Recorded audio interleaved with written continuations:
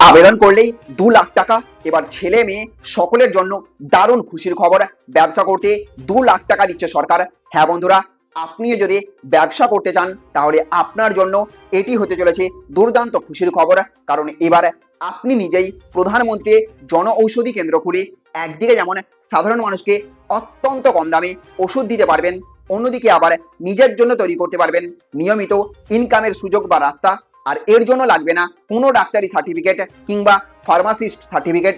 তো কিভাবে এই ব্যবসা চালু করবেন, কতটা জায়গা লাগবে এবং অনলাইনে আবেদন করবেন কিভাবে, আজকের ভিডিওতে সম্পূর্ণ পদ্ধতি আপনাদেরকে জানিয়ে দেব।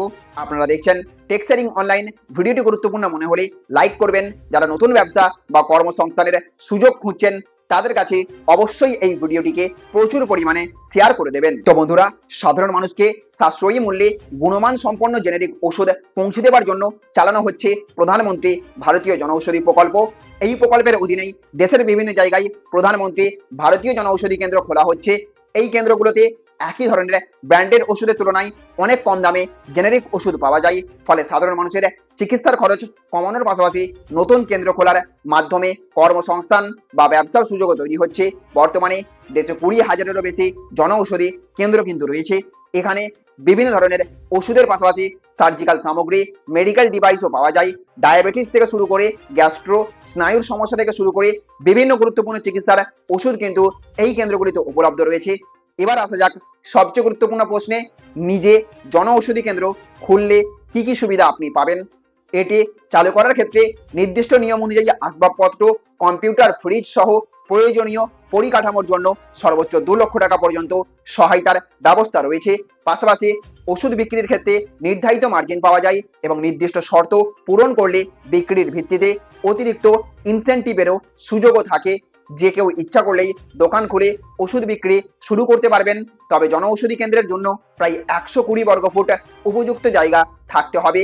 জায়গাটি নিজের হতে হবে অথবা ভাড়া নেওয়াও যেতে পারে।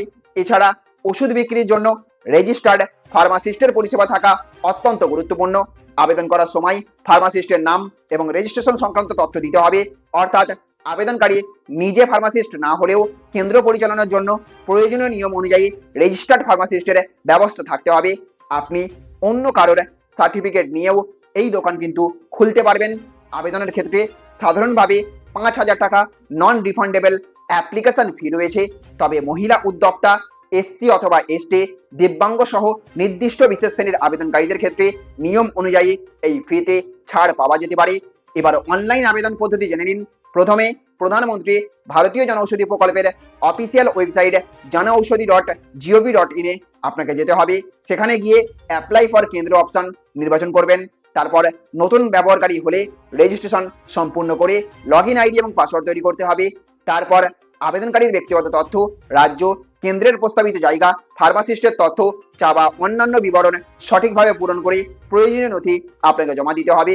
সবকিছু একবার মিলিয়ে নিয়ে তারপরেই কিন্তু ফাইনাল সাবমিট করবেন। তাই আপনার কাছে উপযুক্ত জায়গা রয়েছে এবং জনঔষধি কেন্দ্র খুলে ব্যবসা শুরু করতে চান তাহলে প্রথমেই সমস্ত যোগ্যতা এবং নথিপত্র প্রস্তুত করে অফিসিয়াল পোর্টাল থেকেই আবেদন করুন। তো আপনার এলাকায় জনঔষধি কেন্দ্র রয়েছে কিনা কমেন্ট করে জানাবেন। এই ভিডিওটি আপনাদের ভালো লাগলে লাইক এবং শেয়ার করবেন এবং এই ধরনের সরকারি প্রকল্প, নতুন কর্মসংস্থান আপডেট পেতে টেক শেয়ারিং অনলাইন চ্যানেলটিকে সাবস্ক্রাইব করে রাখবেন। ভালো থাকবেন, সুস্থ থাকবেন। Thank you friends, thank you for watching.